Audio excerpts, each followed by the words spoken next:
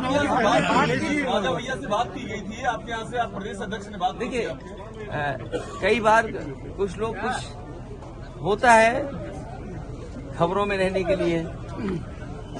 क्या लगता है लोकसभा चुनाव के पहले देखिए, लोकसभा चुनाव जो उत्तर प्रदेश का होने जा रहा है वो उत्तर प्रदेश की जनता देख रही है।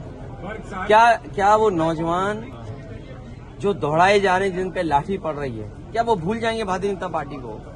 जो लाखों लाख नौजवान परीक्षा देकर के घर लौटा, किराया कहां से लाया था, खाने पीने का इंतजाम क्या किया था, कैसे वो रहे थे, कैसे परीक्षा लिखी, और उसके बाद पेपर आउट हो गया, लीक हो गया पेपर। सरकार ने लीक कराया। और सरकार, मैंने पहले भी कहा, फिर कहता हूं, सरकार ने अगर पहले ही जब लीक हुई थी परीक्षा उसी समय ठोस कदम उठाए होते तो शायद नौजवानों को इस तरह के दिन नहीं देखने पड़ते। क्या इलाहाबाद में नौजवानों पे लाठी नहीं चली?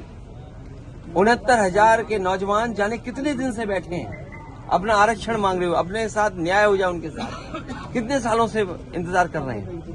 यहीं पर लखनऊ में आप बुलडोजर लेकर के गरीबों का घर उजाड़ रहे हैं। ये लोग जो जब क्षेत्र जाएंगे तो शायद जनता का कैसे फेस करेंगे, हम ही लोगों को नहीं फेस कर पा रहे हैं।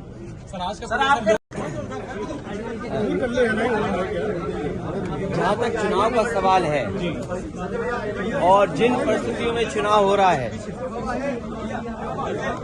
हर एक में साहस नहीं होता है जो सरकार के खिलाफ खड़ा हो जाए। सरकार के खिलाफ खड़े होने में साहस चाहिए और दबाव तो हर एक पे बनाया जाता है। ये बात कौन नहीं जानता है कि भारतीय जनता पार्टी जीतने के लिए कोई भी हथकंडा अपनाएगी। जिस भारतीय जनता पार्टी ने चंडीगढ़ में बेईमानी की हो, बैलेट से जब वोट पड़ा, जीतने के लिए उन बैलेटों को किस तरीके से बिगाड़ा गया, किस तरीके से वोट खराब किया गया, और अधिकारी के माध्यम से उस समय अगर सीसीटीवी न होता और बैलेट से वोट न पड़ा होता तो शायद भारतीय जनता पार्टी को इस तरह से बदनाम होते हुए नहीं कोई देख पाता। जहां तक यूपी का सवाल है, राज्यसभा के चुनाव में भारतीय जनता पार्टी ने सब कुछ किया है वोट लेने के लिए, और जो लोग गए हैं उनमें साहस नहीं रहा होगा सरकार के खिलाफ खड़ा होने में।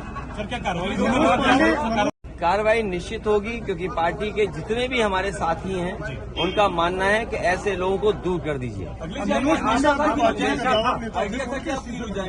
अभी तक तो कद्दावर नेता लग रहे थे, लेकिन कद्दावर नेता निकले नहीं, ये बात समझ में आ गई।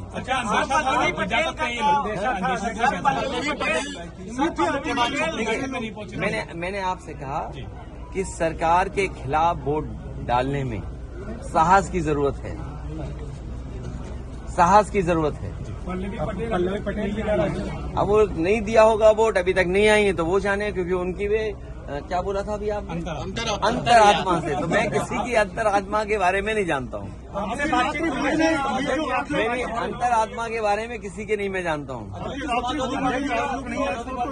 कोई बात नहीं, जब जो भोज में नहीं आए, चर्चाएं आपके माध्यम से भी थी, चर्चाएं और तरह से भी थी। अब उन बातों को आप बेहतर समझते होंगे कि कोई क्यों चला गया, किसी को सिक्योरिटी की जरूरत रही होगी, किसी को धमकाया गया होगा कि आपके मुकदमे पुराने हैं, आपका इतना रिकॉर्ड अच्छा नहीं है, आपको ये लाभ दे दिया जाएगा।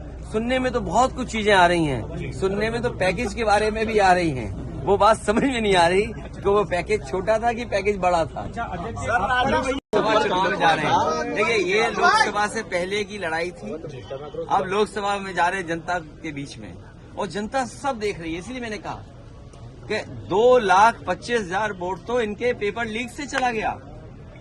ये क्या मुंह लेकर के जाएंगे जनता के सामने? और सोचो, अग्निवीर जैसी नौकरी कौन स्वीकार करेगा? नौजवान, आपकी जो पक्की नौकरी थी वो नहीं दे पा रही सरकार।